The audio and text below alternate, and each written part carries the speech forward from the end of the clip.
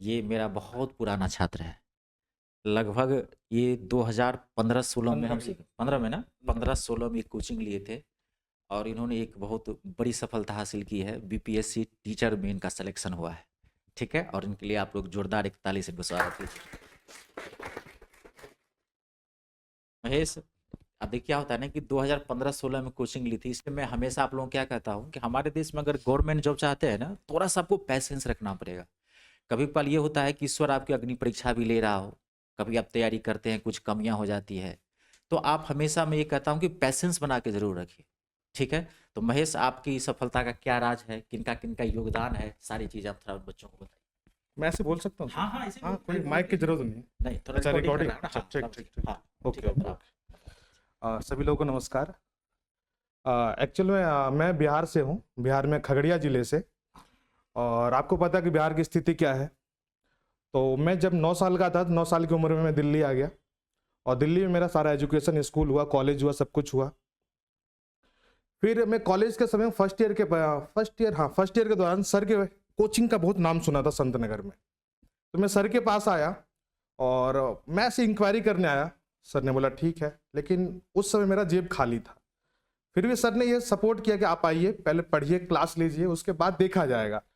लेकिन फिर भी मैंने कलेक्ट किए इधर उधर से। मेरे को लगा नहीं यार सरकारी नौकरी, अरे यार, क्योंकि हमारे पूरे खानदान व्यापारी वर्ग है, क्योंकि मैं गुप्ता हूँ। तो मैं वैसे समाज से आता हूँ, तो सारे परिवार आज भी खानदान में सारे व्यापारी वर्ग है। तो मैंने बोला यार सरकारी नौकरी हमारे लिए थोड़ा ना बना हुआ है, वो तो बड़े लोग जिसके घर में पैसा हो, फैमिली सपोर्ट हो, ऐसे लोगों के लिए है। फिर 1-1.5 साल के बाद मुझे लगा कि नहीं यार, कुछ करना चाहिए। फिर मैं ऐसे छोटे मोटे किसी कोचिंग सेंटर में जुड़ा और थोड़ा बहुत 1-2 बच्चे को पढ़ा के मैंने अर्न करना स्टार्ट किया कि अब यहाँ से कुछ हो सकता आपकी है। कोचिंग को जानते हैं? अच्छा। अच्छा, फर्स्ट ईयर में आपकी कोचिंग के छात्र भी है। कोई दिक्कत फर्स्ट नहीं। ईयर में। अब नहीं, इकोनॉमिक्स पॉइंट अभी जिंदा है। 10-12 टीचर रन कर रहे हैं, ठीक है ना। और सर के बस ये है कि हमें मार्गदर्शन का रास्ता यहीं से मिला था। और मैं बस होली की छुट्टी के लिए आया था 2 दिन के लिए, तो मैं सर को जरूर मिलता। और मैं बगल यूथ में आता था लाइब्रेरी में पढ़ने, पर कभी मुलाकात नहीं किया, क्योंकि बीच में मतलब लगभग 3-4 साल से मैं चीजें चल रहा था, लास्ट मेरिट में आ ही नहीं पा रहा था। फिर एक समय ऐसा आया छोड़ दो, और टीचर वाला जो फील्ड आया तो मुझे ऐसा लगा यार, क्योंकि इसमें सब्जेक्ट कॉम्बिनेशन बहुत बड़ा पंगा है। इतना पंगा है कि इंसान एक समय में एग्जाम क्रैक कर सकता है, पर सब्जेक्ट को लेके बड़ा कंफ्यूजन। और ऐसा कोई टीचर ही नहीं है जो सही तरीके से गाइड कर पाए कि एक्चुअल में क्या होगा। 2 से 3 जगह ऐसा है मेरा सिलेक्शन होकर लास्ट में छट गया। रीजन क्या है? क्योंकि मेरा पॉलिटिकल ऑनर्स था, और पॉलिटिकल ऑनर्स में सब्जेक्ट कॉम्बिनेशन एसएसटी के 4 सब्जेक्ट में 2 सब्जेक्ट कंपलसरी होता है, अब वो मेरे पास था नहीं। तो कहने के लिए बहुत लंबी कहानियां हैं, बस ये है कि जो भी अगर टीचर की तैयारी कर रहे हैं ना, तो आपके जीवन में कोई एक अच्छा मेंटोर हो, और सबसे पहले अपने डॉक्यूमेंट ठीक करो। आप एग्जाम भी क्रैक कर लोगे ना तो कोई फायदा नहीं है। और मेरा जब मैं 12th पास किया, 12th पास करने के बाद जब मेरा ग्रेजुएशन हुआ, और ग्रेजुएशन के बाद फिर मैंने सोचा कि चलो कब करें क्या, हर बच्चे के सामने यही सवाल होता है। और फिर मैं कोचिंग में जुड़ गया था, पैसा आ रहा था नया नया, तो अच्छा भी लग रहा था यार, यार पैसा आ रहा है, क्या बनना टीचर वीचर, ठीक है ना। जहां पे 1000-2000 मुश्किल, और जहां पे 30,000, 35,000, 50,000 रुपए टच कर दे रहा था मैं। फिर मैंने बोला नहीं यार, ये कब तक, ये कब तक, एक तो चाहिए ना स्टैंडर्ड। और इसके पीछे टीचरों का बहुत बड़ा सहयोग है। रितेश सर ने जो हमें, मतलब मैं यहीं बीच में बैठा करता था, मुकेश सर आते थे, एक मैम आती थी, तो उनके मार्गदर्शन मैंने पढ़ा सुना बहुत। फिर इस तरीके से शुरुआत में एसएससी की तैयारी कर रहा था। फिर मैंने देखा कि एसएससी मेरा हाथ बहुत टाइट है, पल्ले नहीं पड़ रहा, मेरे को लग रहा है ये सिर्फ एग्जाम क्रैक करूंगा मैं, जीवन में मतलब इंटरेस्ट नहीं ले पाऊंगा। फिर उसी दौरान मैंने फिर बीएड किया, फिर बीएड के बाद फिर मेरा पीजी हुआ पॉलिटिकल साइंस से। जब इतना पहुंचने के बाद मुझे पता लगा पोल साइंस की वैकेंसी पूरे इंडिया में आती नहीं है सर। अरे तो करे क्या, मैंने बोला चल क्या रहा है, मैं जो कर रहा हूं वहीं खाली जा रहा है।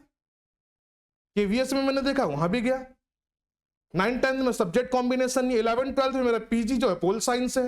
अब करूं तो करूं क्या। 1st to 5th में सुप्रीम कोर्ट ने बाहर कर रखा है, अब जाए कहां। फिर मैंने बोला अरे डबल पीजी करेंगे, मैंने हिस्ट्री से पीजी किया। अब हिस्ट्री से पीजी किया, और हिस्ट्री से पीजी करने के बाद जो है फिर ये बीपीएससी का आया। मुझे ये भी नहीं पता, मैं एक्चुअली में लगा हुआ था कमीशन में, फिर मुझे बीपीएससी और 2011 लास्ट वैकेंसी आया था बिहार में, क्योंकि 2011 के बाद वहां वैकेंसी ही नहीं आई है, क्योंकि वहां पे सब कुछ आप कह सकते हो, मैं पब्लिकली क्या बोलूंगा, ठीक है ना, क्योंकि अब सिस्टम में क्या मुझे पता वहां चीजें चल क्या रहा है। फिर उसके बाद जो है फिर मैं एस्टेट का पेपर दिया, एस्टेट के बाद जो है फिर एग्जाम हुआ इसका मेंस वाला, फिर देन हिस्ट्री के बिहार पे मेरा सिलेक्शन हुआ। तो फिलहाल मैं as a PGT teacher Bihar Patna में, मेरा जो एरिया पड़ रहा है वो पालीगंज अनुमंडल पड़ता है, और फिलहाल जो मेरा एरिया है जो स्कूल का दुल्हिन बाजार है, जो पटना आप कह सकता आउटर पटना ही डाल रखा है, क्योंकि अभी पाठक जी बहुत फॉर्म में है, ठीक है ना, बहुत किसी की सुन नहीं रहे, ठीक है ना, यहां तक कि पता ही नहीं लगता कि वहां का मुख्यमंत्री वो है कि नीतीश बाबू है, समझ ही नहीं आता है कि जबकि उन्होंने विधानसभा में भी बोल दिया कि 15 मिनट एन और 15 मिनट ऑन है, अब उसका मतलब अभी तक डिफाइन नहीं हो पाया। बात समझ पा रहे ना? तो अल्टीमेटली यही है, नॉर्मल बहुत सारी चीजें हैं, और सर का बहुत बहुत धन्यवाद। और मैं यही कहूंगा कि पढ़ने ज्यादा सर की बातों को सुनो कि सर क्या रहे, क्योंकि आप इनको पता है कि आपकी क्या कमियां हैं और उस कमी को कैसे दूर किया जा सकता है। तो सर उस चीज को अगर ध्यान से सुनोगे तो कहीं ना कहीं रास्ता मिलेगा, क्योंकि जीवन में सारे के सारे कैपेबल है, बस जीवन में कमी किस चीज का, गाइडेंस का। और अगर आपने जिद बांध रखा है तो बांध के रखना, और समय और धीरज दो चीजें ऐसे हैं जो आगे बढ़ाएगा। ये तो चलो एक डेमो है, और सर का आशीर्वाद रहा, बड़ों का आशीर्वाद रहा तो आगे जाएंगे। और 2-3 अभी रिजल्ट और भी आना है, तो लगे हुए हैं। और जैसे भाई बता रहे कि मैं जानता हूँ, ठीक है ना, ऐसे तो मेरे को मुकंदपुर जानता है पूरा, क्योंकि अभी पूरे मुकंदपुर में जो है कह सकते हो फर्स्ट सेकंड में टॉप पे हमारा कोचिंग आता है। फिलहाल मैं कोचिंग से अलविदा ले चुका हूँ, और हमारे जो टीचर सहभागी है वो लोग चला रहे, ये नहीं कि वो भी उसी के ऊपर डिपेंड है, सब लोग अपनी अपनी तैयारी कर रहे हैं। तो एक बार सर के लिए बहुत बहुत धन्यवाद कहूंगा, एक बार सर के लिए ताली हो जाए। ठीक है महेश, आप इतनी समय दिए, ठीक है। हाँ, नहीं तो क्या होता है ना कि जो बच्चे सिलेक्टेड होते हैं उनकी जो आप बातें सुनेंगे ना, तो वो कुछ अपना अनुभव शेयर करते हैं कि भाई कैसे हमने सफलता ली। सफल जो छात्र होते हैं, जो सफल लोग होते हैं, वो आप हमेशा आपकी सफलता के ही रहस्य बताएंगे। असफल लोग कभी भी सफलता की बातें नहीं कर सकते, क्योंकि असफल लोग जो होते हैं उसने सफलता के कभी स्वाद चखे ही नहीं, तो बताएंगे क्या आपको। ठीक है, बहुत बहुत धन्यवाद, एक बार इनके लिए आप जोरदार ताली कीजिए। ठीक है महेश,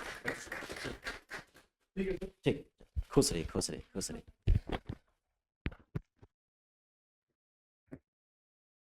मैं हमेशा यही कहता हूँ कि पैसेंस रखिए। कब लिया है बच्चा, सोचिए कोचिंग 15-16 में।